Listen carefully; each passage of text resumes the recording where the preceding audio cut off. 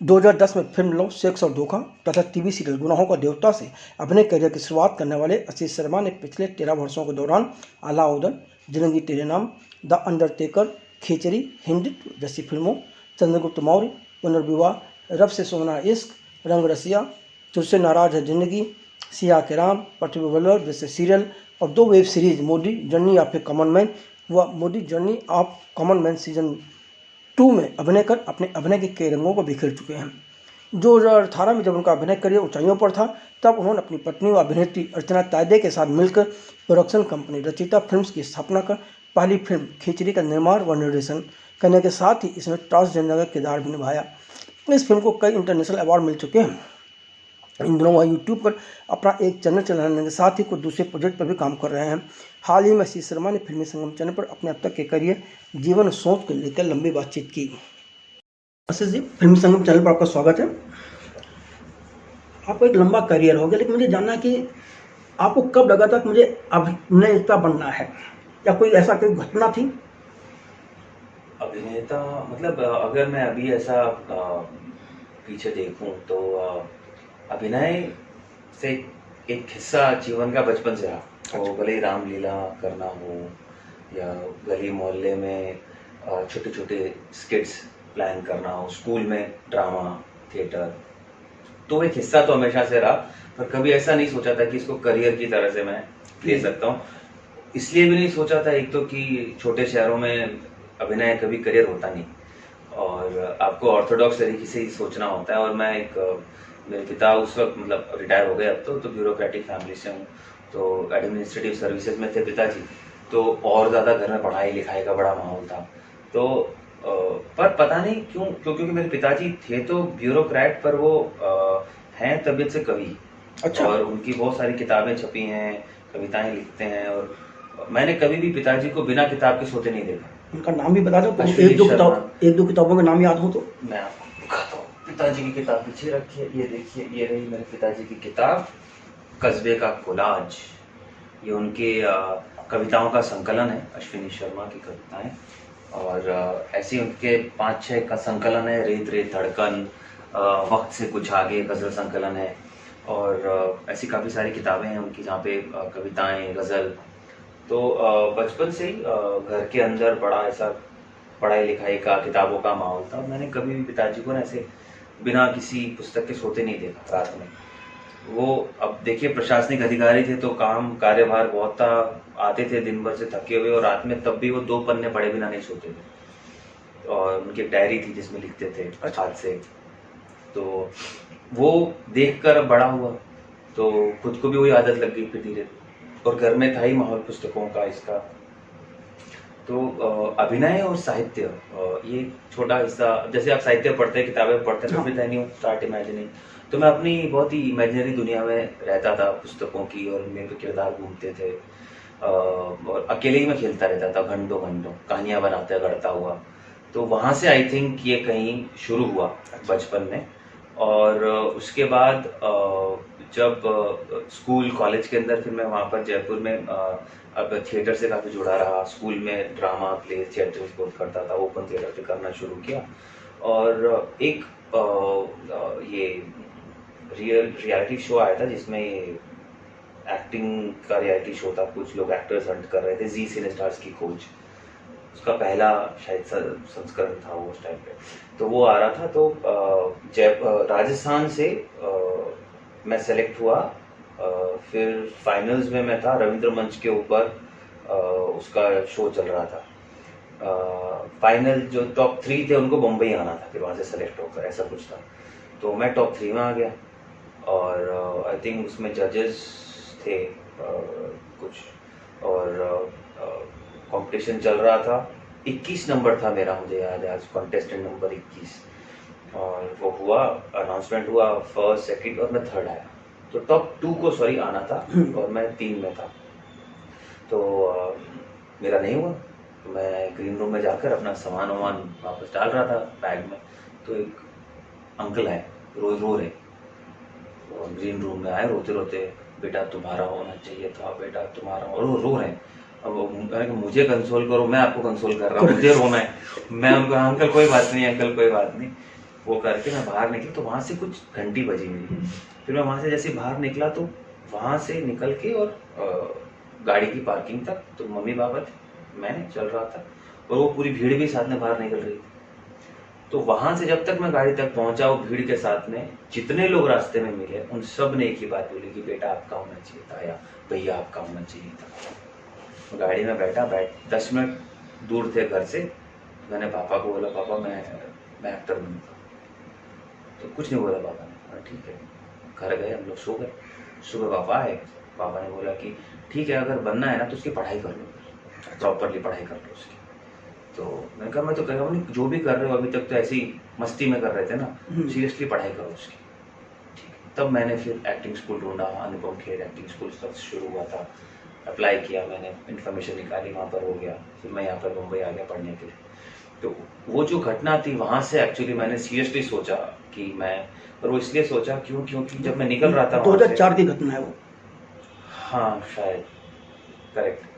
तो जब मैं वहाँ से निकल रहा था तो दिमाग में मेरे ये आ रहा था कि मुझे अगर अभिनय करना है तो इनके लिए तो करना है। सही बात। और जब ये लोग ही चाह रहे हैं कि मैं करूं तो फिर मैं क्यों रुक रहा हूँ। और जब उन्होंने ही बोल दिया कि तुम्हारा होना चाहिए या तुम ही करो, तो फिर वो मेरे दिल में घर कर गई बात कि अगर उन्हें इतना पसंद आ रहा है तो फिर मैं कहीं ना कहीं कुछ ठीक कर रहा हूँ, या फिर यही मेरा मार्ग होना चाहिए। तो फिर मैं बन गया। एक्टिंग की करना है तय हो गया, आपने ट्रेनिंग भी ले ली। उसके बाद एंट्री करना बॉलीवुड में इतना आसान नहीं होता। वो जो संघर्ष था या नहीं था, क्या था? अजीब सा संघर्ष था मेरा संघर्ष ये था कि मैं बाहर निकला। हम और अनुपम खेर इंस्टीट्यूट में एक बहुत अच्छी बात थी कि वो लोग आपको प्लेस करते हैं। हाँ। वो लोग आपको भेज देते हैं कुछ जगह पर ऑडिशंस वगैरह करने के लिए, बता देते हैं यहाँ जाओ। तो उस वक्त भी उन्होंने भेजा, तो हमको और मास में भेजते थे। हम लोग सब 20 बच्चे 25 बच्चे एक साथ, सब एक साथ। हमने यहाँ से लोअर बरेल की लोकल पकड़ी और हम सब पहुंच गए। उस वक्त यूटीवी हुआ करता था, तो यूटीवी के ऑफिस हम लोग पहुंच गए। तो वहां पर कुछ कास्टिंग चल रही थी यार। आज हम पास हुए हैं, आज हमारा कॉन्वोकेशन और अगले दिन हम लोग ऑडिशन कर रहे हैं। तो ऐसा हमको भेज दिया सब, ऐसा थोक के भाव। तो हम लोग सब चले गए वहाँ, ऑडिशन कर रहे थे। और वहाँ पर एक शो आता था पहले, हीरो नाम का, हंगामा चैनल पे। उसमें कुछ एपिसोडिक्स आते थे, तो उस एपिसोडिक में मैं सेलेक्ट हो गया उसी दिन। तो कुछ 4 दिन का काम था, वो एपिसोड का विलन था। वो वहाँ पे मैं सेलेक्ट हो गया। सेलेक्ट होकर मैं आया, मुझे लगा मैं तो टॉम क्रूज हूँ, सेलेक्ट हो गया अपन। मतलब पहले अगले दिन काम मिल गया यहाँ पे, स्ट्रगल ही नहीं है कोई। वहाँ से स्ट्रगल प्रारंभ हुई। जब सेट पे पहुंचा तो पहले दिन डायरेक्टर ने गरियाकर कोने में लगा दिया कि कुछ नहीं आता है तुमको, टेक्निकली कुछ पता नहीं है, लाइट काट रहे हो दूसरे एक्टर की, कहाँ खड़ा कर दिया, कहाँ से चले आते हैं, अपने आप को ट्रेंड एक्टर बोलते हैं। तो बड़ी बेइज्जती हुई। तो मैं अगले दिन से मैं उस सेट पर ही बैठा रहा, देखूँ सारा वो क्या रहा है। फिर मैं देखता रहा, अच्छा ऐसे ऐसे सब होता है। क्योंकि जो क्लासरूम सेशंस होते हैं, हाँ, और प्रैक्टिकल फील्ड में कम्प्लीटली जमीन आसमान का अंतर होता है। किताबी ज्ञान मिलता है, किताबी, और एक सेफ एनवायरनमेंट होता है ना। आप ही के दोस्त होते हैं, टीचर भी आपकी भलाई चाह रहे होते हैं, फिर वो उनसे अपने कंफर्ट लेवल बन जाता है। तो एक बड़ा प्रोटेक्टिव सा एनवायरनमेंट होता है। तो आपको आप खुले भी हो जाते हो, चलो इनके सामने तो गलती होगी, क्या फर्क पड़ रहा है, दोस्ती था, फिर ठीक हो जाता है। वहां पे ना आप जानते हो, ना आप किसी को पहली बार मिल रहे हो, और एक बड़ा ही एलियन सा माहौल होता है ना कि आप पहली बार आ गए हैं, यहाँ पे समझ में नहीं आ रहा है क्या हो रहा है, और डर भी लग रहा होता है आपको कि कुछ गलती ना कर दो, ये ना कर दो। तो फिर वहां पे बैठा रहा, बैठ के सीखा, अच्छा ये सब ऐसे ऐसे होता है। तो वहां से ना वो ग्राउंड पे मेरा इंटरेस्ट वैसे था कि मैं सब कुछ देख लूँ, सब कुछ सीख लूँ, सब कुछ समझ लूँ। उसके बाद में फिर दूसरा काम नहीं मिला, वो तो 5 दिन का काम खत्म हो गया, अब दूसरा नहीं मिला। और अब ये भी नहीं पता है कि जाना कहाँ है, किससे मिलना है, क्या करना है। दिमाग में तो यही था कि हाँ भैया फिल्म करनी है। और उस वक्त फिल्में बहुत कम बनती थी, OTT था नहीं, तो बहुत ही लिमिटेड काम होता था। और लिमिटेड काम में कितना मिलेगा आपको। तो जितने भी एवेन्यूज थे, सब जगह जा रहे थे, सब जगह कर रहे थे, पर कुछ हो नहीं रहा था। तो एक हताशा धीरे धीरे आपके अंदर घर करने लगती है कि क्योंकि जितने भी आप ऑडिशन देते हो ना, उसके बाद में समझ में आता था कि उसमें कोई फलां फला के रिश्तेदार, फला फला के बेटे वो एक्टिंग कर रहे हैं। तो आपको लगता था जब उनसे करानी थी तो उनसे पहली बात कर लेते, हमारा समय भी क्यों वेस्ट किया। हाँ अब ठीक है, उनको करना उनको करिए, बट उनसे बात कर रहे हो, हमको उसके लिए क्यों घुमा रहे हो 2-2 महीने तक, उम्मीद भी दे रहे हो कि आपका हो सकता है। वो उम्मीद से फिर जब दिल टूटता है ना तो बड़ी हताशा होती है कि आपको ऐसा, आप तो सपने सजा लेते हो ना कि आपने इतना सब तारीफ कर रहे होते हैं, अरे ऐसा बड़ा अच्छा ऑडिशन ये वो, 2 महीने तक आपकी मीटिंग हो रही है, आप चाह रहे हो, आप अपने आप को तैयार कर रहे हो, 2 महीने बाद पता लगता है कि फलाना फलाना किसी के बेटे किसी के भाई कास्ट हो गए उसमें, तो आपको बड़ा लगता है 2 महीना क्यों हमें बेवकूफ बनाया भाई। एनीवेज, तो वहां से फिर शुरू हुआ, फिर एक दूसरी फिल्म मिल गई पर वो बाहर नहीं आई, फिर एक और काम मिला, वो बाहर नहीं आया, ऐसे करके 6 साल तक मैंने 3 फिल्में की। वाह। लेकिन तीनों बार तो मैं काम कर रहा था, हाँ लेकिन कुछ हो नहीं रहा था, लेकिन बाहर नहीं आ रहा था। आप बता नहीं सकते मैंने किया है। मैंने किया है, और जो काम किया उसी की बदौलत दूसरा काम मिल रहा था, क्योंकि जहाँ पे काम करता था वहां से कोई ना कोई कहीं ना कहीं जाकर रेकमेंड करता था कि बड़ा अच्छा लड़का है, आप उसको कास्ट कीजिए, बड़ा अच्छा लड़का है, आप उसको कास्ट कीजिए। तो चेन वैसे बन गया था, बट कुछ मटेरियलाइज नहीं होता, कुछ बाहर नहीं आ रहा था। और फिर फाइनली LSD हुई दिवाकर वाली, एंड दिवाकर ने उसमें कास्ट किया, एंड फिर मैं राज हम लोग सब लॉन्च हुए उसे, तो वो पहली डेब्यू फिल्म बन गई मेरी, वो बन के रिलीज हो गई फटाफट, जबकि उसके पहले मैं 4 फिल्में कर चुका था पर वो आई नहीं बाहर। LSD was the debut film. तो जो स्ट्रगल था वो ऐसा था कि ना मुझे समझ में नहीं आ रहा था कि मैं क्या सही कर रहा हूँ क्या गलत कर रहा हूँ, क्योंकि काम तो मिल रहा है पर बाहर नहीं आ रहा है, अब क्या करूँ। तो वो एक, और मुझे उस वक्त ज्यादा आपको पता नहीं होता है ना कि इंडस्ट्री वर्क कैसे करती है, आपको समझ में नहीं आता कि कैसे वर्क करना है। अगर नहीं बाहर आ रहा तो अब जाकर किसी, आप तो उसी में कॉन्सेंट्रेट, तो आपकी जिंदगी का 1 साल कब निकल गया पता नहीं चलता है, क्योंकि आप वो काम कर रहे हैं उस समय। 1 साल बाद रियलाइज होता है अरे यार इसका तो कुछ हो नहीं रहा, अब क्या करें, तो फिर 1.5 साल निकल गया होता है तब तक, और वही आपका प्राइम होता है काम करने का। तो वो जो 22, 23, 24, 25 साल के जब आप होते हैं उस समय आपका प्राइम होता है काम करने का, क्योंकि सभी लोग उस समय आपको, आप अपने उम्र के पीक पर होते हैं, आप एनर्जी लेवल के पीक पर होते हैं, आप उम्मीदों के पीक पर होते हैं, और उस समय अगर सही ब्रेक सही दिशा मिले तो आप एक अलग शक्ति से काम करते हैं। तो उस समय ये 5 साल का वो जो पूरा पीरियड था, तो वो बड़ा ही ऐसा उधेड़बुन वाला था, मुझे कुछ समझ नहीं आ रहा था क्या हो रहा है। फिर LSD बाहर आई, और उसके बाद में फिर गुनाहों का देवता हुआ, और फिर एक यात्रा नई प्रारंभ हो गई। 20 से 25 साल की एक उम्र ऐसी होती है जहाँ इंसान बहुत कुछ कर गुजरना चाहता है, और उस वक्त जब रिजेक्शंस होते हैं या जब फिल्म आपने की और रिलीज नहीं हो, तो जो एक फ्रस्ट्रेशन आता है, एक हताशा आती है, उससे कैसे उबर रहे थे आप? मुझे ऐसा लगता है, ये मेरा अपना पर्सनल व्यू और एक्सपीरियंस दोनों है, हमें बचपन से जीवन में केवल जीतना या दौड़ना सिखाया जाता है। करेक्ट। हमको हारना नहीं सिखाया जाता। हार गए तो क्या, पढ़ाई में हमको सिर्फ ये बोला जाता है आपको नंबर लाने, अच्छे नंबर लाने, फर्स्ट आना है, लास्ट आए तो क्या, ऐसा तो कहीं नहीं लिखा है कि फर्स्ट ही आना है। चलो ये भी बोलते हैं कि 10th आए हो कोई बात नहीं, और मेहनत करना फर्स्ट आ जाओगे, अभी भी दौड़ी की ही बात है कि दौड़ना है, फिर से चलो कोई बात, थोड़ा पीछे रह के फिर दौड़ो। हार गए तो क्या, हार के उससे कोप कैसे करना है ये कोई नहीं सिखाता हमको, ना स्कूल में सिखाया जाता है, ना हमारे घर वाले सिखाते हैं, क्योंकि वो कंडीशनिंग में नहीं है। गलती नहीं है किसी की, कंडीशनिंग में नहीं है, पर जीवन में हार कर उससे कोप करना सबसे इंपॉर्टेंट है। क्योंकि हम क्या देखते हैं, हम बोलते हैं सक्सेस। अब सक्सेस क्या है, सफलता क्या है? सफलता है एक लंबी कड़ी असफलताओं की। सफलता एक ही बार मिलेगी, पर उस तक पहुंचने के लिए हमें रोज असफल होना है, रोज असफल होना है, रोज असफल होना है, फिर एक दिन हम सबको जोड़ के सफल हो जाएंगे।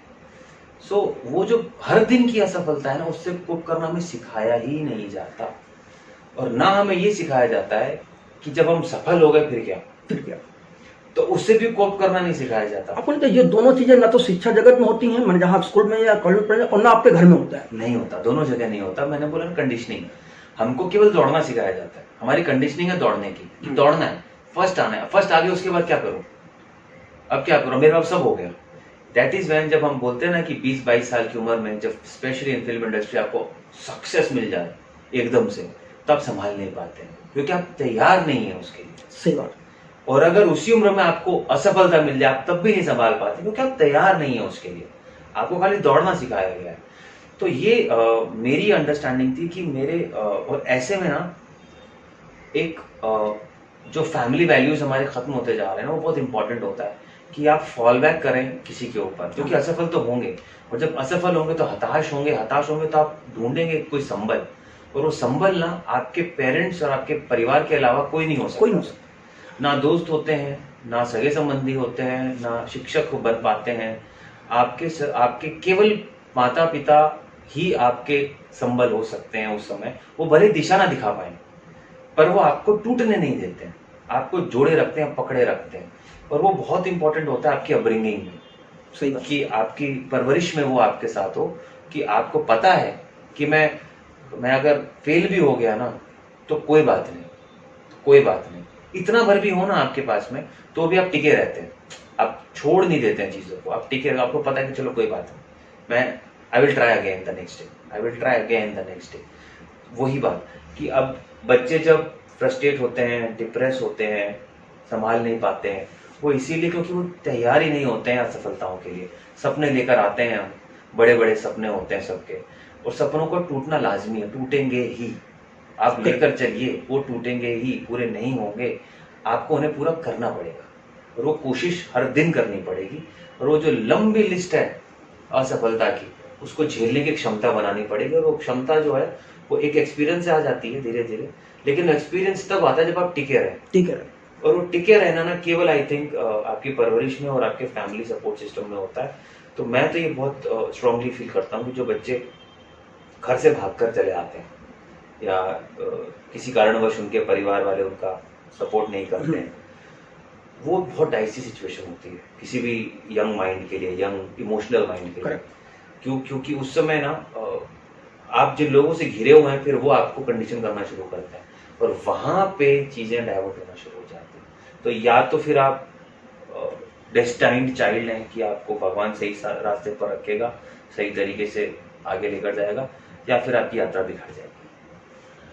आपने अपने करियर की जो शुरुआत हुई आपकी, सही मायनों में देखा जाए, जो फिल्म रिलीज हुई थी लॉ से धोखा जैसी फिल्मों की रिलीज के बाद आपको लगा था कि करियर आगे बढ़ेगा, या गुनाहों को देवता न मिलती सीरियल, तो क्या ये फिल्म आपके लिए फायदेमंद होती? नहीं हुई, वो उसी की वजह से मिला। मैं उस समय भी टीवी करना नहीं चाह रहा था, और मुझे ज़्यादा फंक्शनिंग टीवी का पता नहीं था कि टीवी का फंक्शनिंग कैसे होता है, क्योंकि मैंने कभी कोशिश ही नहीं की थी, क्योंकि बहुत ही दो अलग अलग तरह से फंक्शन होने वाली industry with in the industry, उनका इकोसिस्टम भी बड़ा अलग सा है, अब जुड़ गया है। उस समय तो दोनों अलग थे, और दोनों एक दूसरे के खिलाफ थे। हाँ एकदम, मतलब टीवी को बड़ी हीन दृष्टि से देखा जाता था कि अरे ये तो छोटी इंडस्ट्री है, छोटा मीडियम है, एंड सिनेमा इज डिफरेंट। तो क्योंकि मैं उस इकोसिस्टम में घुसा ही नहीं था, तो मुझे पता ही नहीं था उसके बारे में कुछ। मैं अभी भी फिल्म्स के इकोसिस्टम में घूम रहा था कहीं, और इसमें मैं किसी को जानता नहीं था ज़्यादा। और लव सेक्स धोखा रिलीज हुई, और उसके मैंने जैसे आपको बोला ना कि मैंने 5 साल पहले बहुत काम किया था, पर वो बाहर नहीं आया था।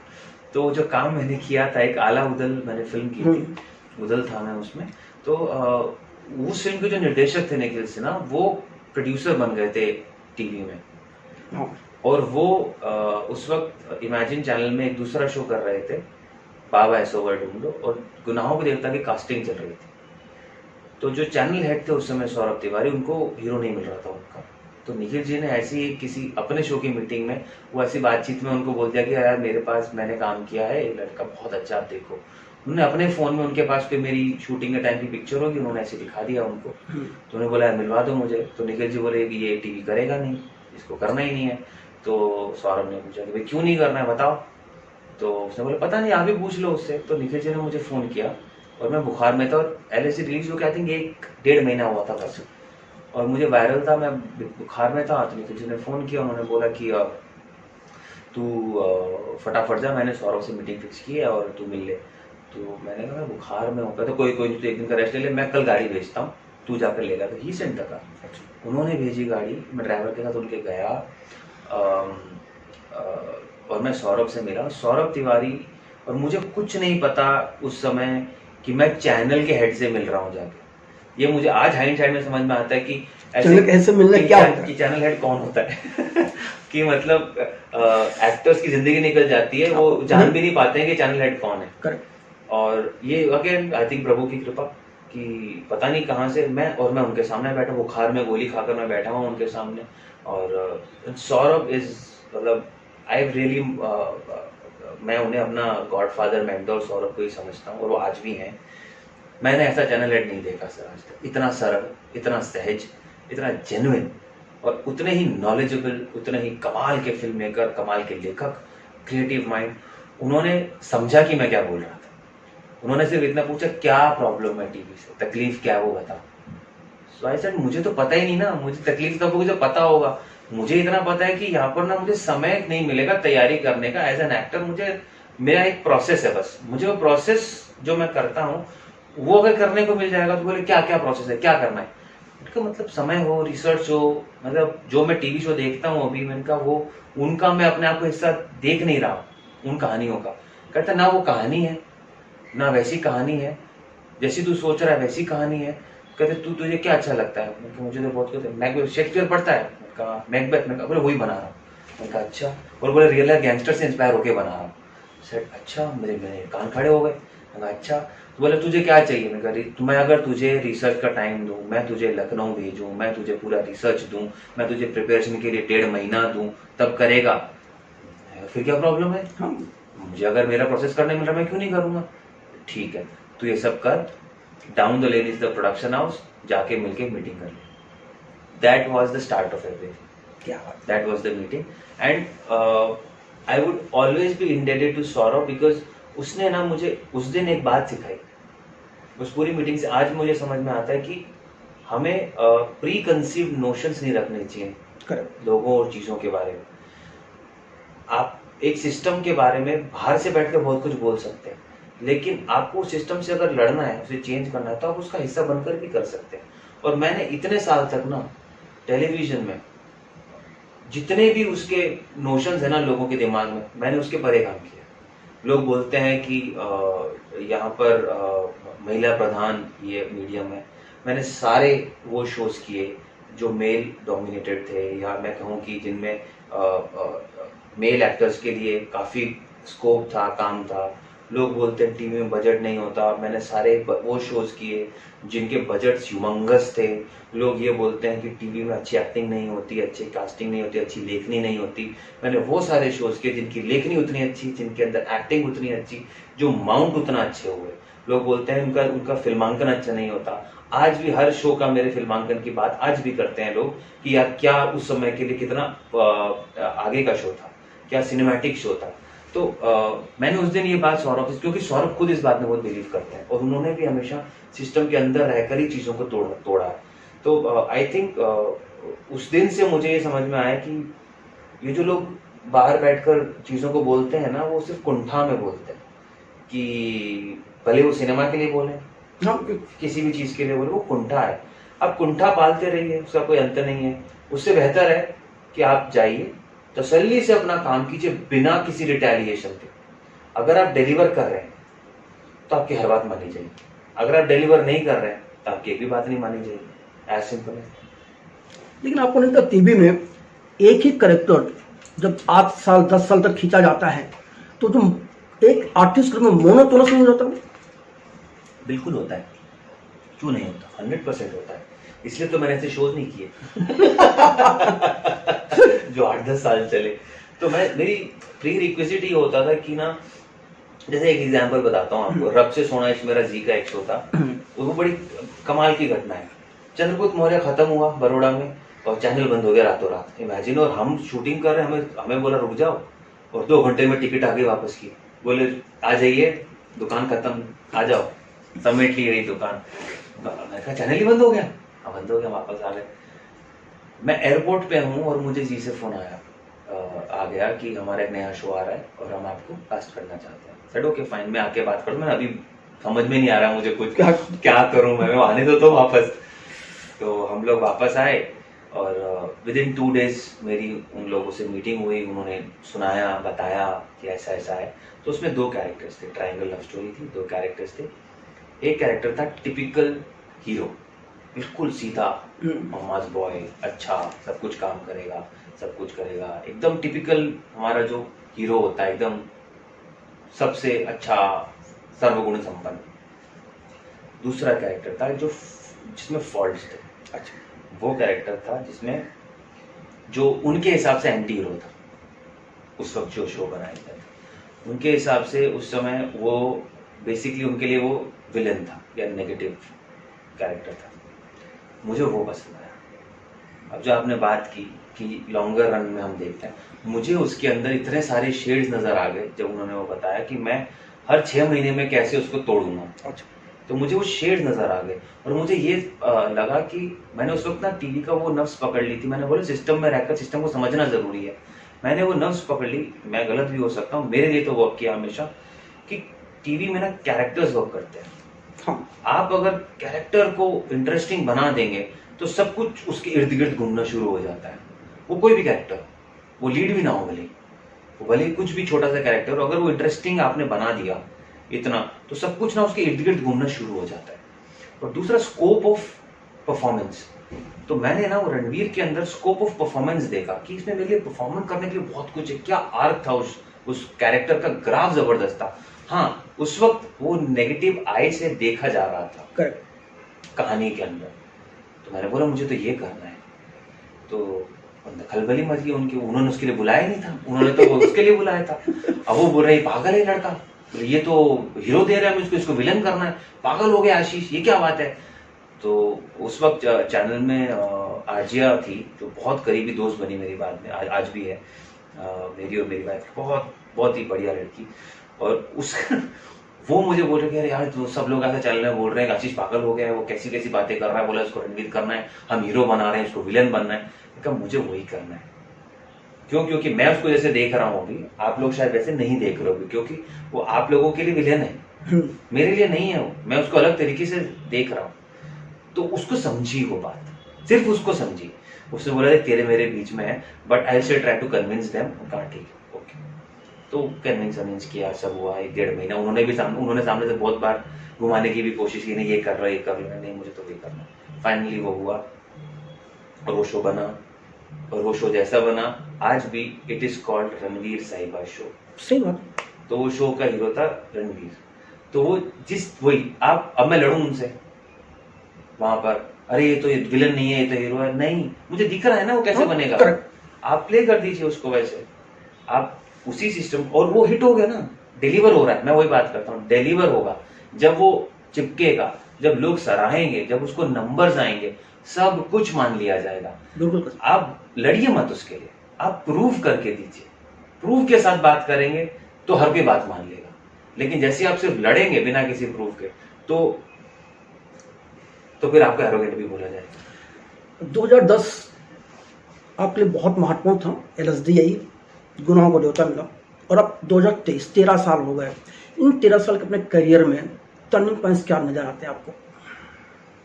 बहुत सारे टर्निंग पॉइंट्स हैं मेरे, और मेरे लिए तो ना मुझे ऐसा लगता है कि मेरा हर शो एक टर्निंग पॉइंट रहा, क्योंकि मैं उसके बाद में 1 पायदान ऊपर, फिर 2 पायदान ऊपर, फिर 4 पायदान ऊपर, मैं ऐसे ही चढ़ता रहा। मेरे लिए आई थिंक पहला टर्निंग पॉइंट चंद्रगुप्त मौर्य था।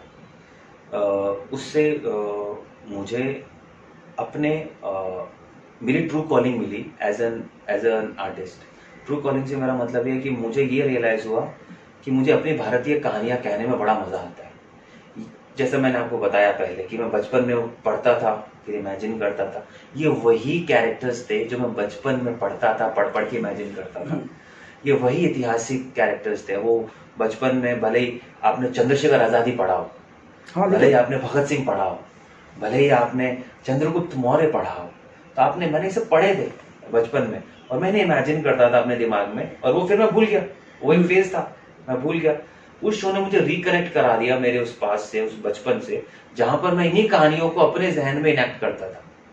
तो मुझे उस समय रियलाइज हुआ कि ये मेरी ट्रू कॉलिंग है। मुझे अपनी भारतीय कहानियां कहने में बहुत मजा आता है, और मैं ना उनमें रम जाता हूँ। क्यों? क्योंकि मैं बस जी रहा होता हूँ। फिर वो काल, वो उस समय ना मुझे, मतलब I am in a different trance, मुझे बड़ा मजा आता है। और चंद्रगुप्त ने मुझे ना बहुत अच्छे दोस्त दिए उस समय, जितने मेरे को एक्टर्स थे साथ में, डायरेक्टर्स, वो आज भी मेरे मित्र हैं। और प्लस चंद्रगुप्त ने मुझे मेरी बीवी थी। वाह, तो वो शो करते हुए मेरी मुलाकात हुई अर्चना से, वो भी वहीं पर शूट कर रही थी और हमारी मुलाकात हुई। उसी शो के दौरान हमारा प्रेम हुआ, विवाह, शो खत्म होते ही विवाह हो गया। तो इसलिए वो मेरा पहला टर्निंग पॉइंट वो रहा जीवन का। उसके बाद में दूसरा टर्निंग पॉइंट था रंगरसिया। रंगरसिया ने ना मुझे पॉपुलर फिक्शन में एकदम से पंप कर दिया। क्यों? क्योंकि वो शो का प्रेजेंटेशन, उसका स्टाइल, और वो मेरे अगेन बहुत करीब था। उसने मुझे एक्शन हीरो के रूप में स्थापित कर दिया। उसने वो नॉर्म्स ब्रेक किए टीवी में कि टीवी में एक्शन नहीं होता, टीवी में सिनेमैटिक टेकिंग नहीं होती। उसने वो सारे नॉर्म्स ब्रेक कर दिए। अगेन सौरभ तिवारी का शो, तो अगेन हम दोनों मिलकर, हमारा काम ही हम मिलकर ना नॉर्म्स तोड़ते रहते हैं। तो फिर हमने नॉर्म्स तोड़े, हमने फिर से एक कल्ट शो बनाया।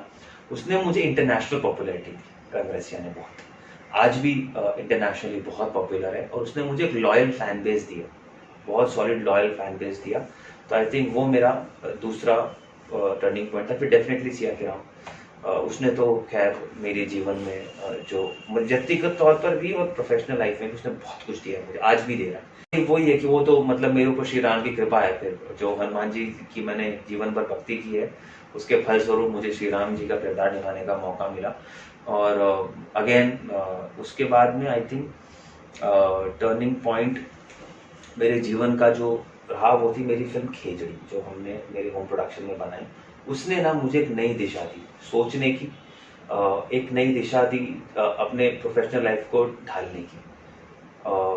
क्योंकि वो मैंने लिखी अर्चना के साथ, तो मैंने स्क्रिप्ट लिखी, हमने प्रोड्यूस किया, मैंने उसमें एक्ट किया, और वो फिल्म पूरी दुनिया में ज़बरदस्त घूमी, फेस्टिवल्स में हथेरों अवार्ड्स हमने लिए, इंटरनेशनली सराही गई, थाईलैंड में थिएट्रिकल रिलीज भी हुई, बहुत पसंद की गई, आज भी बहुत पसंद की जाती है।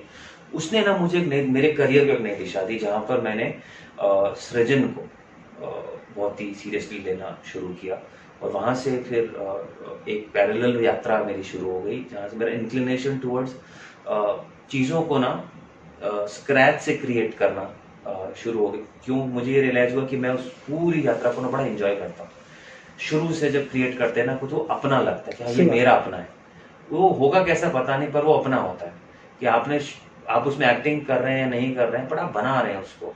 और उसको ना जब वो बन के सामने आता है ना, तो आपको एक बड़ी अलग सी प्रसन्नता होती है। तो वहां से फिर मेरी एक यात्रा शुरू हुई अलग। आई थिंक वो सबसे बड़ा टर्निंग पॉइंट था। अब मैं जहाँ बैठा हूँ वहाँ पे मतलब इतनी सारी चीज़ें हम इस समय कर रहे हैं। आई थिंक वो उसी मोड़ की वजह से है कि वो मोड़ पे जब हमने मुड़े थे तो वो अब यहाँ तक ले आया है वो मोड़। और अभी इस समय मतलब मुझे ना personally as an actor, as an artist, as a creator, मुझे हमेशा ये लगता था कि मैं एज एन एक्टर, यूजुअली हमारी अप्रोच यही होती है, बड़े प्रैक्टिकल से अप्रोच होती है कि यार चलो अब एक फिल्म कर लेते हैं, चलो एक बड़ी फिल्म आ जाएगी, हिट हो जाएगी, चलो फिर बड़ी फिल्म आ जाएगी, उसके बाद क्या? फिर आप एक नई फिल्म के लिए किसी और पर डिपेंडेंट होंगे, फिर आप एक नई फिल्म के लिए किसी और पर डिपेंडेंट होंगे, क्योंकि कोई और ही बना रहा होगा और आप उनकी मर्जी पर होंगे। अगर आपको सब्जेक्ट सही नहीं मिलेगा, अगर आपको सही लोग नहीं मिलेंगे जो सब्जेक्ट को सही तरीके से करेंगे, तो आप फिर किसी और की मर्जी पे होंगे। तो मुझे अपनी यात्रा वैसी नहीं दिखती। मुझे अपनी यात्रा ऐसी दिखती है कि मैं किसी और की मर्जी पर नहीं हूँ, पर जब मुझे कोई ऐसी अच्छी कहानी मिले जहाँ पर मैं बहुत अच्छे से उसके अंदर योगदान दे सकता हूँ, तो फिर मेरे पास में ना कहने की शक्ति होनी चाहिए हमेशा। कि मेरे पास में ये नहीं हो कि मुझे हाँ कहना है। क्यों? क्योंकि मुझे अब अगला कुछ करना है। मुझे अगला कुछ करना है, लेकिन वैसा कुछ करना है जहां पर मैं समझता हूं कि मेरा सबसे बेहतर इस्तेमाल हो सकता है। क्यों? क्योंकि मैं पैसा फिर कमा सकता हूं, मैं नाम फिर कमा सकता हूं, मैं वो समय फिर नहीं कमा सकता जो मैं एक प्रोजेक्ट को दे दूंगा। वो गया तो वो गया, और वो अच्छा है या वो बुरा है, फिर वो गया। तो मुझे वो समय अपना, क्योंकि लिमिटेड टाइम है हम सबका इस धरती पर, लिमिटेड सांसें हैं, उनको सही तरीके से इस्तेमाल कर रहे हैं, बस उतनी भर इच्छा है और कोशिश है कि सही तरीके से उसका इस्तेमाल करूं। जितना भी ज्ञान, बुद्धि, टैलेंट भगवान ने, प्रभु ने दिया है, उसका सही तरीके से मैं वो कर पाऊं। तो आई थिंक वो जो था पड़ाव जीवन का, उसने मुझे यहाँ पर, अब यहाँ का आगे का जो पड़ाव है वो अब मजेदार होने वाला है, बड़ा मुझे ऐसा लगता है। जब सिया का राम हिट हो गई तो एक करियर आपका बना हुआ था, बिजी थे आप एज ए आर्टिस्ट, तब प्रोडक्शन शुरू करने की क्या वजह है आई के संबंध में? क्या मोड था उसमें, क्या दिमाग में आया कि नहीं थोड़ा सा इधर हो जाते हैं अब। अदर लोग अक्सर होता है कि भाई विकेट आदमी उसी में रम जाता है। वही बोला ना कि हमारी सोच ये होती है कि देखो उस वक्त सियाकेराम सुपर हिट, हाँ भाई, और छोड़ा तो आप इमेजिन कर सकते हैं, आप समझते हैं कि कितना पैसा उस वक्त ऑफर हो रहा होगा, कैसे रोल्स ऑफर हो रहे होंगे, आज भी होते हैं। पर उस वक्त जो सोच थी ना, और हुआ भी वैसा ही, मैंने प्लान कर लिया था, शूट सब कुछ हो गया था, और मुझे एक बहुत बड़ा ऑफर आया मेरे बहुत ही करीबी मित्र का, और उन्होंने ऑलरेडी पिच कर दिया था शो मेरे नाम से चैनल में, कि उन्हें भरोसा था कि हो जाएगा, क्योंकि मुझे तो उसको फोन ही करना है। उन्होंने बुलाया, ऑफिस में बैठा तो सामने चैनल की टीम बैठी हुई है, वो बोली तो पिच हो गया तो हो गया। सो मैंने फिर उन्हें बोला कि मैं नहीं कर पाऊंगा क्योंकि मैं शूट कर रहा हूँ इस समय और आपकी शूट में नहीं कर सकता हूँ। सो he told me, he asked me कि मैं तुम्हें अगर तुम ये 8 महीने बाद कर लेना। मैंने कहा या तो ये अभी होगा या तो कभी नहीं हो पाएगा, ये तो मुझे अभी करना है। उस वक्त जो सोच थी ना वो मेरी यही थी कि अगर मैं स्वयं अपने ऊपर रिस्क नहीं उठा सकता तो कोई और मुझ पर रिस्क क्यों उठाएगा। तो मुझे अपने ऊपर रिस्क उठाकर दिखाना होगा कि मैं किस लायक हूँ, मैं किस काबिल हूँ, तभी लोग मुझ पर रिस्क उठा पाएंगे। अन्यथा मैं किसी की मर्जी पर रहूं कि और किसी को ये उम्मीद करूं कि आप मुझ पर रिस्क उठाइए, वो क्यों? मुझे अपने आप को प्रूव करना होगा, और अगर मैं खुद ही नहीं उठा सकता तो फिर कोई और क्यों उठाएगा, वो क्यों भरोसा करेगा। तो वही सोच थी। और दूसरी सोच मैंने अगर आपको कहा कि मुझे कहानियां कहने का शौक है, मुझे कहानियां बनाने का शौक है, मुझे कहानियों का हिस्सा होने का शौक है, और वो ना मैं किसी भी कैपेसिटी में होना चाहता हूँ। तो कुछ ऐसी कहानियां हैं जो मुझे पता है कि कोई और नहीं बनाएगा, तो वो कहानियां फिर मैं खुद बनाऊं अपने लिए। उसके लिए फिर मुझे एक इकोसिस्टम तैयार करना था, क्योंकि पैसा लगता है कहानियां बनाने के लिए, और वो कहानियों को पैसा रिकवर भी होना चाहिए। तो मैंने वो एक इकोसिस्टम बनाने की कोशिश की, और वो इकोसिस्टम बनाने में यहाँ समय लगता है, ऐसा नहीं होता कि रातों रात हो जाती हैं चीज़ें। तो उसको 5 साल, मैं 5 साल लेकर ही चल रहा था कि मैं अगर तब शुरू करूँगा तो 5 साल 6 साल बाद जाकर मैं उस पोजीशन में आऊँगा जहाँ पर जो कहानियाँ मुझे अपनी कहनी है मैं कह पाऊँगा। अगर मैं तब शुरू नहीं करता और मैं आज शुरू करता तो मुझे और 5 साल लगते आगे या 10 साल लगते आगे वो चीज़ अचीव करने के लिए। तो सही उम्र थी मेरे लिए, सही वो थी, चीज़ें थी। वो ऐसा नहीं है कि उसके बाद मैंने बाहर काम, उसके बाद मैंने पृथ्वी भी किया, उसके बाद मैंने मोदी किया, उसके बाद मैंने एक और शो किया। तो मैं काम लगातार कर रहा था, मैं साइमल्टेनियसली अपना एक इकोसिस्टम बिल्ड कर रहा था, अपना एक इकोसिस्टम तैयार कर रहा था जहाँ पर मैं वो सब कुछ कर पाऊँ, वो सब कुछ कह पाऊँ जो कहानियाँ मुझे कहनी है, और प्लस मैं अपने उन मित्रों को वही इकोसिस्टम दे सकूँ जो बहुत ही टैलेंटेड है। लेकिन क्योंकि हमारे यहाँ पर लेबलिंग इतनी की जाती है कि भैया आप तो टीवी से, आप टैलेंटेड नहीं है। खेजड़ी फिल्म टोटली टीवी के लोगों ने बनाई है, सारे इंटरनेशनल अवार्ड्स लेकर आई है और आउटस्टैंडिंग है। एंड आई कैन वाउच कि फिल्म इंडस्ट्री के बहुत ही एक्लेम्ड फिल्म मेकर्स ने वो सारी फिल्में देखी हैं, मैंने स्वयं दिखाई हैं। दे हैव फ्लिप्ड, उनको यकीन ही नहीं हुआ कि ये टीवी के लोगों ने फिल्म बनाई है, कि इतनी अच्छी फिल्म बना सकते हो आप लोग। So that is why I wanted to cream, मुझे वो लेबल हटा, मुझे बहुत खौफ था उस लेबल से कि आप इस बात से आंकते हैं कि आप किस मीडियम में काम करते हैं। तो क्या आप मौका दे रहे हैं उस टैलेंट को? आप मौका भी नहीं दे रहे हैं और आप उनको लेबल भी कर रहे हैं। फिर जो मीडियम उनको मौका दे रहा है उसको थैंकफुल रहिए। आज की डेट में बाहर से आए हुए, अब हम आउटसाइडर की बात करते हैं, टीवी ही इकलौता मीडियम है जो 90% आउटसाइडर्स को काम देता है। बिल्कुल सही है। और टैलेंट को मौका देता है घर घर तक पहुंचाने का। मैं बात कर रहा हूँ टेक्नीशियन से एक्टर तक, everybody, each and maximum producers are from outside. बहुत कम है जो विद इन इंडस्ट्री के प्रोड्यूसर्स हैं जो यार लेगेसी लेकर चले आ रहे हैं। प्रोड्यूसर तक बाहर से हैं, लेखक तो टोटली बाहर से हैं। तो ये इतनी बड़ी इंडस्ट्री है जो हमारे पूरे भारतवर्ष को काम दे रही है, उसको आप छोटा कैसे बोल सकते हैं? प्लस आज की डेट में जितने बड़े फिल्म मेकर्स हैं, जिनको हम बोलते हैं बहुत कमाल के फिल्म मेकर्स हैं, वो सब टेलीविजन से हैं। वो अनुराग कश्यप हों, बसु हों, सारे इम्तियाज हों, जितने भी बड़े जितने भी हैं, चंद्रप्रकाश द्विवेदी, जितने बड़े एक्टर्स हैं, सबने यही काम शुरू किया था। सबने टीवी किया। क्या नसीर साहब ने नहीं किया? क्या ओमपुरी साहब ने नहीं किया? इरफान साहब ने नहीं किया है? शाहरुख खान ने नहीं किया है? सबने टीवी से शुरुआत की है। तो क्यों? क्योंकि बाहर से आए थे। मौका तो टीवी देगा। अब टीवी ने जब मौका दिया है तो उसको आप छोटा मत समझिए। एक सवाल और आता है, आपका करियर अच्छा है, आप प्रोड्यूसर भी बन चुके, उसके बावजूद आपने मोदी पर फिल्म की, मोदी पर सीरियल किया, उसके बाद आपने हिंदुत्व नाम की फिल्म की, जिससे एक अलग लेबल लगा कि भाई ये हिंदूवादी है या ये सरकार के फेवर में काम करना है, सरकार का चमचा बना वगैरह वगैरह वगैरह। क्या आपके दिमाग में था इस सब काम करने के पीछे? बिल्कुल भी नहीं। मतलब मुझे तो आज तक मोदी का पैसा भी नहीं मिला है। मतलब मैं सच बात बोल रहा हूँ कि अगर यही बात है तो मैं तो खुला बोल देता हूँ ना कि आपको ऐसा लगता है कि पैसों के लिए किया है, किस चीज़ के लिए किया है। मुझे आज तक मेरे फाइनल पेमेंट नहीं मिला है मोदी का। क्यों? क्योंकि किसी को नहीं मिला है। क्यों? क्योंकि वो लॉस में था शो। तो अगर लॉस में था और नहीं पैसे मिले किसी को, तो लॉस में क्यों था? अगर हमको चमचागिरी करनी थी सरकार की तो पैसा दे देते भाई हमको। वो शो तो मैंने इसलिए किया क्योंकि मुझे उमेश शुक्ला जी के साथ काम करने का मौका मिल रहा था। सच अ प्रोलिफिक डायरेक्टर, मतलब ओ माय गॉड बनाई है उन्होंने, ऑल द बेस्ट बनाई है उन्होंने, 102 नॉट आउट बनाई है उन्होंने। इतने कमाल के डायरेक्टर हैं, इतने बड़े, उनके साथ काम करने का मौका मिल रहा है और वो सामने से बुला रहे तो भाई क्यों ना करो। दूसरा कि किसको मौका मिलता है अपने इनकम्बेंट प्राइम मिनिस्टर की जीवनी करने का? मैं एज एन एक्टर बात कर रहा हूँ, सेल्फिशली मुझे मौका मिल रहा था प्लेट के अंदर, मैं क्यों ना करूं? वो लोग मुझे लायक समझ रहे थे इसके कि मैं ये कर सकता हूँ, निभा सकता हूँ, तो मैंने किया। दूसरा, हाँ, अब ऐसे तो बात बोले तो मैं मोदी और हिंदुत्व थोड़ी ना, मैंने तो राम भी किया, मैंने तो चंद्रगुप्त भी किया, तो ऐसे देखेंगे तो मेरी तो पूरी जीवन यात्रा ही वैसी हो गई। तो वही बोल रहा हूँ ना कि आपकी सोच और आपके विचार, आपके कर्म, आपके उन्हीं चीजों को आकर्षित करने लग जाते हैं। ये मेरे अंदर इम्बाइब्ड है। ये अगर मैं ऐसे, अगर मतलब किसी को ज्यादा नहीं पता है, फिर अगर ऐसे जाए तो बचपन में मैं जाता हूँ तो मैंने तो आरएसएस के स्कूल से भी पढ़ाई की है, क्योंकि कोई स्कूल ही नहीं था वहाँ।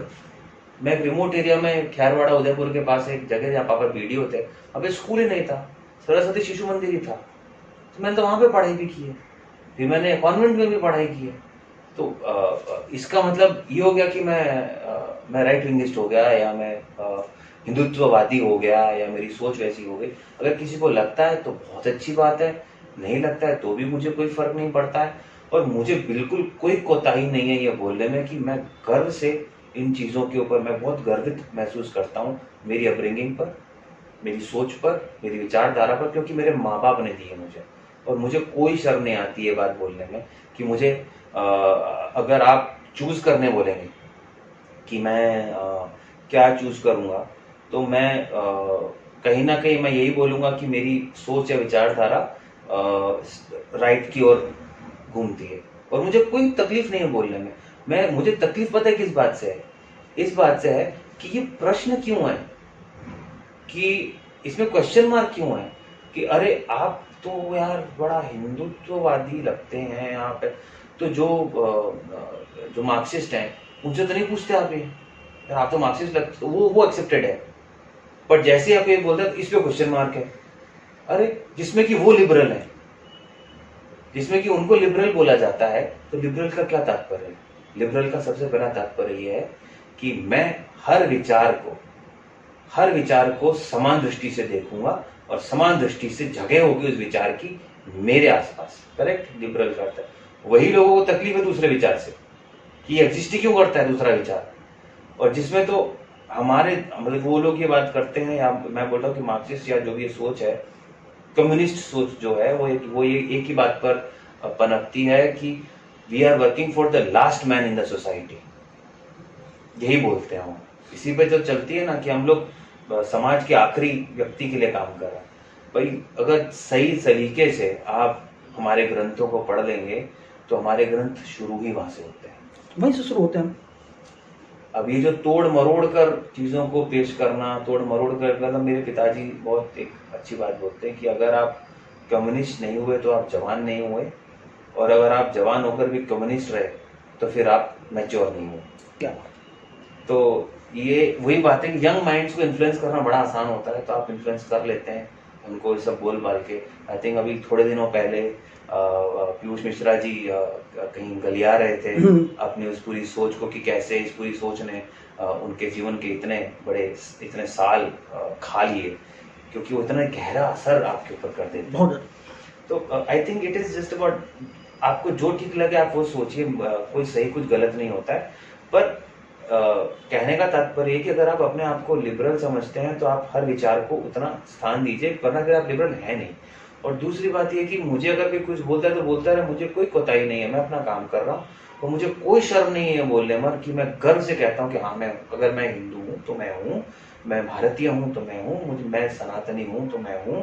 और उसमें कोई ना शर्म है, ना कोई एम्बैरेसमेंट है।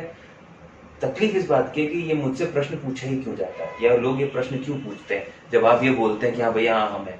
तो ये मतलब यही तो क्राइम हो गया, कि ये क्राइम हो गया कि मैं अगर मैंने तिलक लगा लेता हूँ ना तो लोग बड़ा ऐसा देखते हैं, बड़ा तिलक लगा के आए। करेक्ट है, बचपन से लगा रहे हैं।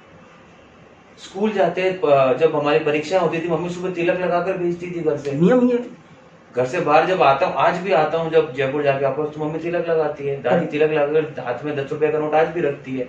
तो अब उसको मैं क्या करूँ, उसको मैं नहीं मैं नहीं लगाता तिलक, ऐसे करूँ ना, लगाते तो हर सुबह उठ के पूजा करके तिलक लगा घर से निकलना है, रिचुअल है बचपन से। तो शर्माने वाली क्या बात है उसका? आप नहीं लगाते हो, मैं तो नहीं देखता आपको ऐसे, मैं लगाता हूं तो आप क्यों देखते हो ऐसे? फॉर एग्जाम्पल, हम देखते हैं कि नमाज पढ़ी जाती है, सर पे टोपी लगा के नमाज पढ़ते हैं, उनको तो कोई क्वेश्चन मार्क से कोई भी नहीं सवाल नहीं पूछा जाता है। मैं आज तक नहीं पूछता, नहीं फर्क पड़ता है। सही बात है, कोई फर्क नहीं पड़ता है, आज भी नहीं पड़ता है, क्योंकि हमने बचपन से साथ में ऐसे ही देखा, ऐसे बड़े हुए हैं। पर जब मैं तिलक लगाता हूं तो फिर सवाल क्यों कर रहे हो? आज क्यों कर रहे हो ऐसा? जबकि मेरे दोस्त, मेरे भाई बंधु तो आज भी नहीं करते हैं, हम लोग साथ में ऐसे घूमते फिरते हैं। So that is where I think is a problem, कि ये जो एक अजीब सा एक वो डिवाइड बना दिया गया है, और एक अजीब सी सोच है कि आप ऐसे हैं तो आपको हम एक अलग दृष्टि से मत देखिए भाई, ठीक है, और देख रहे हैं तो मतलब रियली डू नॉट केयर। मैं अपना मतलब आप मुझे इस दृष्टि से देखेंगे तो मैं इस डर से तो अपना धर्म या अपना जो भी बिलीफ है उसको प्रैक्टिस करना मैं बदल नहीं सकता, ना मैं बदलूं, उसकी आवश्यकता ही नहीं है। क्या आवश्यकता है? ठीक है, आपने फिल्म बनाई खेचड़ी, भारत में रिलीज हुई कि नहीं मुझे पता नहीं चल पाया अभी तक। क्या सब्जेक्ट था और किस बात ने आपको इंस्पायर किया उस फिल्म को प्रोड्यूस करने के लिए? वो एक ट्रांसजेंडर के ऊपर कहानी है, और बहुत ही मार्मिक चित्रण था, बहुत ही दिल को छूने वाली कहानी थी। तो वो कहानी भी एक शॉर्ट स्टोरी थी, संझा, जो कि किरण सिंह राइटर हैं लखनऊ की, उन्होंने लिखी थी और एक ऑनलाइन पोर्टल में छपी थी। तो पिताजी ने पढ़ी थी और उन्होंने मुझे बोला कि बेटा पढ़ो, बड़ी अच्छी कहानी है। तो मैंने पढ़ी तो वो मेरे जहन में रह गई कहीं। फिर मैंने अर्चना को बोला कि यार कहानी मेरे दिमाग में बड़े दिनों से पढ़ रहा है। उसने पढ़ी, फिर उन्होंने पढ़कर बोला कि देखो, अगर हमें पहली फिल्म बनानी और तुम्हें फिल्म करनी है एज एन एक्टर तो ये ही होनी चाहिए। वो दिमाग में तो चली रही थी वो बात, तो वहाँ से फिर वो बीज और ज़्यादा स्ट्रांग हो गया कि अब हमें इसको तो बनाना ही चाहिए। फिर वहाँ से हमने उस कहानी पर काम करना शुरू किया, लिखना पढ़ना शुरू किया, और उसके पीछे की जो वो थी ना कि क्यों बनाना है, वो इसलिए कि एक तो एज एन एक्टर लालच था कि टैलेंट था बहुत बड़ा कि उसको परफॉर्म करना, मतलब कोई रेफरेंस पॉइंट ही नहीं है जीवन में आपके पास में उस चीज़ को पोर्ट्रे करने का। तो वो एक, और दूसरा ये कि मैंने जैसे कहा कि यही मकसद था मेरा जब मैं मेकर बनना चाह रहा था, क्रिएटर बनना चाह रहा था, कि ऐसी कुछ ऐसी कहानियाँ जो मुझे पता है कोई बनाएगा नहीं, क्योंकि वो उनका कोई कमर्शियल वैल्यूएशन नहीं हो पाएगा कभी। तो फिर वो कहानियाँ मुझे कहनी थी, और जैसे मैंने कहा कि ये रीजनल राइटर की रीजनल स्टोरी थी। तो हम ना बार बार बाहर जाते हैं कहानियों के लिए। अब बताइए, रीजनल राइटर की रीजनल स्टोरी कितनी अच्छी है, उस पर आप कितनी बढ़िया, और ऐसी कितनी सारी कहानियाँ हैं, कितने राइटर्स हैं, उनकी हजारों कहानियाँ हैं, वो हम पढ़ते ही नहीं हैं, नाम बनाना चाहते हैं। आपने बताया कि उसको कई इंटरनेशनल फेस्टिवल में सराहा गया, दूसरे क्षेत्रों में थिएटर का रिलीज भी हुई, इंडिया में क्यों नहीं हो पा रही है, क्या समस्याएं हैं? इंडिया में तो एक्चुअली ये हुआ था कि कोविड आ गया था। हमारा जो लास्ट फेस्टिवल था 2019 में दिसंबर में, वो न्यूयॉर्क फिल्म फेस्टिवल था, जहाँ पर बेस्ट एक्टर मिला था मुझे, और आई थिंक बेस्ट फिल्म मिला था जी को। तो उसके बाद में वो हमारे 2 फेस्टिवल्स बचे हुए थे, फिर कोविड हो गया, 2-2.5 साल उसमें निकल गए, तो उस वजह से वो रुक गई। अदरवाइज मुझे लगता है थिएटरिकल तो इंडिया में हो ही नहीं सकती, जितना मुझे पता है। क्योंकि उस फिल्म का कमर्शियल वाइबिलिटी नहीं है लोगों के लिए, क्योंकि वो कहानी वैसी है। जैसे हमारे यहाँ पर बहुत पैरेलल सिनेमा, ये सिनेमा अलग अलग डिवाइड किया हुआ है। हाँ आर्ट सिनेमा है, इसका तो एक कमर्शियल वैल्यूएशन नहीं है, तो वो ठीक है। और वो है भी क्योंकि ऑडियंस इस तरह की फिल्म्स बड़ी थोड़ा सा हार्ड हिटिंग फिल्म है, तो इस तरह की फिल्म्स लोग मेरे को लगता है कि थिएटर में लोग थोड़ा सा एंटरटेन होने के लिए आते हैं। तो ये ट्रांसजेंडर की कहानी है, फिल्म कहती क्या है लेकिन? फिल्म बहुत ही सरल शब्दों में ये कहती है कि हम जैसे कि हम अपना दृष्टिकोण लोगों पर डाल देते हैं, जैसे हम उन्हें देखना चाहते हैं हम उन्हें वैसे बना देते हैं। फिल्म बस वो कहना चाहती है। जब एक ट्रांसजेंडर पैदा होता है या जब वो बड़े होते हैं, तो आपने देखा होगा हमारे यहाँ पर डिपिक्शन है उनका टिपिकल, एक हमने कैरिकेचर बनाया हुआ है कि वो वैसे ही होता है। पर जब वो छोटा बच्चा होता है उसे नहीं पता होता है कि उसे क्या करना है। लड़की हो या लड़का हो, लड़के को बताया जाता है कि तुम्हें ऐसे बैठना है, लड़की को बताया जाता है कि तुम्हें ऐसे बैठना है, तुमको ये बोलना है, तुमको ये नहीं बोलना है, तुमको लड़के को बाहर जाना है, लड़की को घर में रहना है। एक तरह से जो भी हमारा डर रहा है, सोच है, हमने उसको पैरामीटर्स बनाए हुए हैं, वैसे ही उन्हें हम बताते हैं। अगर उन्हें वो ना बताया जाए तो ये कंडीशनिंग हो गई ना, कि हम कंडीशन करते हैं। सिमिलरली हम उनको भी कंडीशन, अगर हम उनको ये कंडीशन ना करें और हम उनको कंडीशन करते हैं कि आप लड़की हो, तो फिर वो अपने आप को लड़की मानेंगे। कंडीशन कर दे तुम लड़का हो तो अपने आप को लड़का मानेंगे। फिल्म बस ये कहती है कि कंडीशनिंग की बात होती है, and everybody has a space in society. तो अगर हमें चीज़ों को बदलना है तो हमको दो तरफा बातचीत से उसे बदलना है, दो तरफा कंडीशनिंग से बदलना होगा। एक कि जो ट्रांसजेंडर्स हैं उनकी कम्युनिटी, हम बार बार तो शब्द ही गलत है कि उनकी कम्युनिटी, यही तो गड़बड़ है, आप डिवाइड करके रखा हुआ है। हाँ, यही गड़बड़ है। तो अगर हम ट्रांसजेंडर्स या सामाजिक वे में उनसे बात या इस पूरे सिस्टम को देखेंगे तो दो तरफा वो होना चाहिए कंडीशनिंग, कि जो समाज है उसे एक तो ये कि उनकी कम्युनिटी सोचना और बोलना और समझना बंद करना होगा। ट्रांसजेंडर्स को भी अपने आप को मुख्य धारा का हिस्सा बनाने के लिए, मुख्य धारा के तरीके से अगर वो जीवन जीना प्रारंभ करें, मुश्किल है मुझे पता है, पर वो एक दो तरफा कंडीशनिंग से ही होगा। कि अगर कि स्पेशल राइट क्यों चाहिए किसी को? कॉन्स्टिट्यूशन ने तो आपको सेम राइट दिया हुआ ही है। हाँ, प्रैक्टिस करने वाली बात है। अब वो प्रैक्टिस कैसे नहीं हो पाती? क्योंकि उनको एक तो कंडीशन ही नहीं किया जाता है कि आप प्रैक्टिस कर सकते हो। Correct. दूसरा, बचपन से इतना दबाया, डराया, धमकाया, प्रताड़ित किया जाता है कि वो चाहकर बेचारे नहीं कर पाते। तो ये दो तरफा चीज़ें हैं। अगर वो प्रैक्टिस करने लग जाएं और हम वो एक्सेप्ट करने लग जाएं वो प्रैक्टिस को, तो चीज़ें सॉल्व हो जाएंगी। फिल्म बस उतना कहती है। इन दिनों क्या कर रहे हैं आप? इन दिनों मैं बहुत कुछ कर रहा हूँ। जैसा कि अभी अभी हमने अपना यूट्यूब मंच प्रारंभ किया है, चैनल प्रारंभ किया है, इसका नाम है मंच। उसके ऊपर हम बहुत सारी क्योंकि अब ऐसा लगा कि हम जैसे OTT के लिए बहुत सारा काम कर रहे हैं। अभी एक फिल्म फ्लोर के ऊपर है ऑलरेडी, जिसमें रणदीप हुडा, नीना गुप्ता हैं। उसका एक शेड्यूल हो गया, अभी शूट चल रहा है उसका, वो फ्लोर पे है। एक सीरीज़ हमने शूट कर ली है ऑलरेडी, जो कि एक बड़ी सीरीज़ है जिसमें मैं खुद हूँ, और 3 और सब्जेक्ट्स हैं जो प्री प्रोडक्शन में हैं। अपार्ट फ्रॉम दिस हम लोग ने सोचा कि ये सारी चीज़ें भी, जैसे मैंने बोला ना कि बड़ा मुझे अपने तरीके से काम करना है और अपनी कहानियाँ कहनी। यहाँ पर भी कुछ चीज़ें होती हैं कि कहानियाँ कहने के लिए आपको कुछ दायरों में रहना पड़ता है, ठीक है, वो अपनी जगह पर ठीक है। पर कुछ ऐसी चीज़ें अगर जो हमें सीधी कहनी है, जिसका हमें, वो यूट्यूब सबसे बढ़िया माध्यम है, सबसे बड़ा माध्यम है। तो उसी मंच को हमने मंच बना दिया है। प्रारंभ हमने ऐसे ही किया कि थोड़ा सा मैं पहले ज़रा अपने ऑडियंस से थोड़ा सा रूबरू हो रहा हूँ, बातचीत कर रहा हूँ, अच्छा, उनसे मुलाकातें कर रहा हूँ, और धीरे धीरे हम इसके अंदर में कंटेंट लाना शुरू करेंगे, जो कि ऑलरेडी हम बना रहे हैं, जिसमें हम वो कहानियाँ कहेंगे जो कहानियाँ हमें दिल से कहनी है, और वो होंगी कहीं ना कहीं भारतीय कहानियाँ, ट्रूली भारतीय कहानियाँ होंगी। लेकिन भारतीय कहानियों से मेरा मतलब ये नहीं है कि फिर से कि हम हिस्टोरिकल मिथोलॉजिकल में चले जाएं। मैं अगर एक बैंड्रा के बच्चे की कहानी कहता हूँ तो वो भी भारतीय होगी, पर उसको हम अपनी दृष्टि से देखेंगे, हम उसको वो वेस्टर्न माइंडसेट से नहीं देखेंगे। बस उतना भर है। तो वो धीरे धीरे सब आना भी मंच प्रारंभ हो जाए। आपने शुरुआत में एक जिक्र किया था कि बचपन से जब आप किताबें पढ़ते थे तो कल्पनाएं करते थे।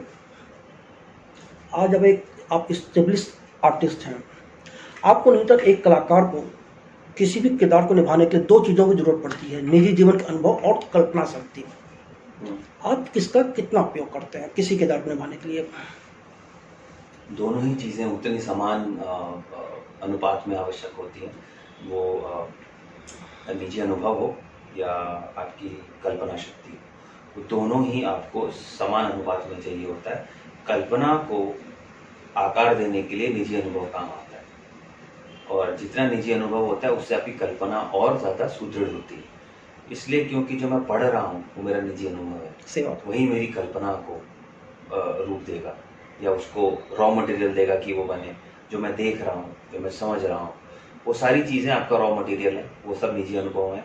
मैं जो ज़िंदगी जी रहा हूँ, जिन लोगों के बीच में जी रहा हूँ, इसके लिए ना I think as an actor आपको लगातार अपने आप पे काम करते रहना पड़ता है। जैसे कि अगर मतलब ये पर्पसली हम लोग करते हैं, मैं और अर्चना पर्पसली करते हैं कि हम 6 महीने में 2 या 3 बार ट्रेन से सफ़र करें। Very good. हम मतलब अब हम एज एन एक्टर आदी हो जाते हैं 5 स्टार्स के, और बिजनेस क्लास ट्रैवल और अच्छे लावा लश्कर, वो अपनी जगह है, ठीक है। हम कोशिश करते हैं कि हम हमेशा ट्रेन में जाएं, अकेले जाएं, कोई नहीं होता। हम अकेले सफ़र करते हैं और हम बताते भी नहीं किसी को हम जा रहे हैं, तो it just connects you with life again. हम लोग ऐसे ही कहीं चले जाते हैं, बनारस चले गए कभी कहीं साउथ में चले जाते हैं तो ट्रेन पकड़ कर चले गए, बस से चले गए, रोड से चले गए, तो रोड ट्रिप्स बहुत करते हैं। तो क्या आपको जीवन दिखता है आपके आसपास और आप उनसे कनेक्ट होते हैं। 5 स्टार्स अवॉइड करते हैं, लोकल स्टेज में रुकते हैं, ढाबों पर खाना खाते हैं, लोकल लोगों से बात करते हैं। एट टाइम्स कोशिश करते हैं कि हमारी बुकिंग्स ना हो, ताकि हम वहाँ जाकर जो मिले वो हम लोग करें। उससे क्या होता है, ह्यूमन इंटरेक्शन बढ़ता है आपका। वो जब तक लोगों से नहीं मिलेंगे, लोगों से बात नहीं करेंगे, तो कहानियाँ कहाँ से आएंगी, कैरेक्टर्स कहाँ से आएंगे, उनसे तो निकलेंगे, उन लोगों से तो निकलेंगे। तो पर्पसली हम ये प्रैक्टिस करते हैं ऐसा कि ऐसा करें हम लोग। जैसे कि खान पान बहुत वो होता है इम्पॉर्टेंट। लोकल खान, जब आप कहानियाँ लिखते हैं ना, तो आपको फूड और म्यूज़िक आप खाइए और आप किसी भी जगह को बता सकते हैं। बिल्कुल सही बात। कि आपको पता होगा कि ये खाना है तो ये देश है या ये प्रदेश है, ये पहनावा है तो ये देश, या ये म्यूजिक है तो ये देश है ये प्रदेश है। आप सारंगी सुनेंगे आपको पता लग जाएगा कहाँ की है, आप डब सुनेंगे पता चल जाएगा कहाँ का है, आप ढोल सुनेंगे ना पंजाब में। सो इसीलिए जहाँ पे भी हम जाते हैं तो भी कीप ट्रैक कि हम लोकल खाना खाएं, साधारण खाना खाएं, लोगों से कहीं बनवाएं, बातचीत करें। तो उनसे, तो ये जो आप बोल निजी अनुभव, तो उसको आपको लगातार बनाते रहना पड़ता है। तो उससे ना स्टेल नहीं होते, उससे वो नहीं आता है कि एक ठहरा, वो एक अड़चन जो होता है ना, एक वॉल नहीं बनती है, दीवार नहीं बनती। हाँ, लिमिटेशंस खत्म हो जाती हैं आपकी और लगातार बढ़ती रहती हैं, और वो आपकी कल्पना को भी बहुत प्रभावित करता है। तो ये आई थिंक दोनों चीज़ें साइमल्टेनियसली काम करती हैं। और उसमें सबसे महत्वपूर्ण तो अगर किताबें बहुत काम, पढ़ना चाहिए भाई। मतलब जितना पढ़ेंगे उतना ही विस्तारित आपका दिमाग होता चला जाता है। क्योंकि आप जब पढ़ रहे होते हैं, पूरी दुनिया नहीं आपके सामने चल रही होती है, और किसी ने वो सोची हुई है दुनिया आपके लिए, आपको खाली बस उसमें घूमना है। तो वो बहुत ही कमाल की दुनिया है। पर I think it is to each their own. अपनी जैसे अर्चना को किताबें पढ़ना उतना पसंद नहीं है, उसको देखना अच्छा लगता है, तो वो फिल्म देखती है ज़्यादा, वो ज़्यादा शोज देखती है। लेकिन उसको ह्यूमन इंटरेक्शन बहुत पसंद है, तो लोगों से बात करना, ये करना उसको ज़्यादा अच्छा लगता है। तो वो, और मैं थोड़ा सा प्राइवेट हूँ, तो मुझे जल्दी खुलने में समय लगता है, पर I like to be there. मुझे एक्सपीरियंस करने में मजा आता है। कहीं जाता हूँ तो मैं अपना एक्सपीरियंस करता हूँ, चीज़ों को अपने तरीके से देखता हूँ, समझता हूँ। तो आई थिंक वो ही निजी अनुभव है जो आपकी कल्पना को भी प्रकार करते हैं। आप जब रोड ट्रिप पर जाते हैं, ढाबे पर खाना खाता, कहीं होते हैं, लोगों से मिलते हैं, बहुत सी बातें होती होंगी, क्या कोई ऐसी घटना घटी रोड ट्रिप में जिसने आपकी लाइफ पर असर किया हो? बहुत सारी, कितनी बार ऐसा होता है, बहुत बार। एक बार एमपी में शूट कर रहा था, तो हमने गाड़ी उठाया और हम निकल गए। अर्चना विजिट कर रही थी, ऐसे ही होता है कि मेरा अगर ब्रेक होता है तो फिर हम लोग निकल जाते हैं कहीं। तो हम लोग निकल गए गाड़ी उठाकर, एक ढाबे पर कहीं थे, तो वहाँ पर एक हस्बैंड और वाइफ उसे चलाते थे, बूढ़े, अच्छा 80-90 साल के होंगे दोनों, और दोनों ही एक दूसरे का हाथ बटा रहे थे। और हमने बनवाया, और कुछ नहीं, साधारण सा बड़ा चूल्हा था उनके पास, उसमें दाल वाल बनाते थे, 2-4 बर्तन थे उनके पास में, उसी में उन्होंने दाल रोटी सब बनाई, सब्जी बनाई, और पूछे भी बड़े प्यार से, बेटा कुछ छाछ वाछ बना दूँ कुछ खाओ? नहीं रहने दीजिए। बनाया, हम खाए, तो हमने उनको देखा, उनका आप दोनों ही काम करते हैं, आपके बच्चे नहीं? बोले बच्चे तो गए काम करते हैं अपना, कोई वहाँ है कोई कहाँ है, ऐसे करके। उन्होंने कहा नहीं पता ही, कोई इंदौर में है, कोई कहीं है, ऐसे करके। उनके अपना अपना जीवन है, 3-4 बच्चे थे, तो उनका अपना अपना जीवन है, वो वहाँ है। तो मैंने कहा तो फिर आप अपने किसी इस उम्र में आप काम कर रहे हैं दोनों, वो बेचारी बर्तन मांज रही हैं पीछे, वही थाली लगा रही हैं, तो कहा आप दोनों इस उम्र में काम कर रहे हैं। तो बोले बेटा एक तो ना मैंने जीवन में सीखा कि ना किसी पे निर्भर नहीं होना है लाइफ में। बड़ी बात है। बोले अपना आत्मनिर्भर हूँ, मेरी बोले एक पैसा नहीं किसी का। और ही हैड सो मच, मतलब गर्व था ना उनकी आंखों में, इतना था, he was so happy about it कि मेरी अपनी जगह है, एक एक चम्मच मेरी है, अपना पैसा खाता हूँ, अपना कमाता हूँ और अपना जीता हूँ, और अपनी बीवी का ख्याल रखता हूँ। मैंने कहा ओके वेरी गुड। मैं कहा पर फिर भी मतलब बच्चे आ जाते होंगे ना, मतलब इस उम्र में, मतलब माता जी इतना काम कर रही हैं, इस उम्र में थोड़ा कुछ तो साथ देते होंगे। कहते हैं बेटा कितना ही कर ले, अंत में ना मियाँ बीवी रहते हैं। बिल्कुल सही। क्योंकि हम दोनों खाना खा रहे थे, तो उन्होंने बड़ा तंज मार के बोला कुछ ही कर ले, मियाँ बीवी रहते हैं। तो वो मतलब अब देखिए एक उनके जीवन का अनुभव। अब मेरे 30 साल के जीवन, अब 30 साल 32 साल का हूँ उसमें, तो मैं 30-32 साल के मेरे जीवन में इमीडिएटली 90 साल का एक्सपीरियंस जुड़ गया। बहुत सही बात। तो वो मैंने सीख लिया उनसे अब। तो यही है कि फिर वो आपकी सोच को बदल देता है, वो चीज़ है कि हमेशा सेल्फ डिपेंडेंट रहना, इंडिपेंडेंट रहना, आत्मनिर्भर रहना। और सही बात है भाई कि आप कितना भी कर लीजिए, in the end it will be your spouse, आपकी पत्नी, आपके पति जो भी है, वही आपके साथ रहे अंत समय तक। आपने कई किरदार निभाए, कोई ऐसा किरदार रहा जिसने आपकी लाइफ पर इम्पैक्ट किया हो, या उस किरदार से छुटकारा पाने के लिए आपको कुछ करना पड़ा हो? बहुत सारा, हर किरदार का ऐसा होता है, क्योंकि हर किरदार में मेरा बहुत कुछ होता है, और हर किरदार में अंदर कुछ ना कुछ छोड़ कर जाता है। वो तब होता है जब आप उसकी ईमानदारी से निभाते हैं, करते हैं, तो वो होता ही होता है, वो ट्रांसफॉर्मेशन होना ही है, क्योंकि आप किसी और दृष्टि से उस समय जीवन को देखना प्रारंभ कर देते हैं। कि क्योंकि मैं तो अपनी दृष्टि से देखूंगा, पर जैसे आप वो जी रहे होते हैं, तो सिमिलर सिचुएशंस को आप उस दृष्टि से देखना शुरू करते हैं, तो वो आपको एक दूसरा पॉइंट ऑफ व्यू देना शुरू करता है अबाउट लाइफ, कि अच्छा ऐसे ऐसे भी हो सकता है, ऐसे ऐसे भी सोच सकता था, ऐसा हो सकता था। बाहर निकलने के लिए तो मुझे खिचड़ी से बहुत जूझना पड़ा था, क्योंकि मेरी अंदर जाने की यात्रा बड़ी लंबी थी। उसकी 3-4 महीने का मेरा उसको लेकर वो पूरा फिजिकल साइकोलॉजिकल ट्रांसफॉर्मेशन था, और वो बहुत कठिन था, मतलब वो करना भी बहुत कठिन था, ट्रॉमेटिक था बड़ा। तो फिर उससे थोड़ा बाहर निकलने में समय लगा, पर वो ठीक है, वो इस पार्ट ऑफ ट्रेनिंग हो चुका, इसीलिए ट्रेनिंग आवश्यक होती है कि जब आप प्रोसेस कर रहे हैं ना, तो आपको पता होता है अंदर जाने का भी तरीका और बाहर आने का भी तरीका। बाहर आना ज़्यादा आवश्यक होता है, स्पेशली जब आप बहुत ज़्यादा इमोशनली ट्रॉमेटिक या इमोशनली टर्मोइल वाले किरदार कर रहे होते हैं। तो बाहर आना मतलब अभिमन्यु नहीं बनना है, सही बात। तो आपको घुसने के पहले चक्रव्यूह में बाहर आना आवश्यक होना चाहिए। आशीष जी, फिल्मी संगम चैनल से बात करने का बहुत बहुत धन्यवाद।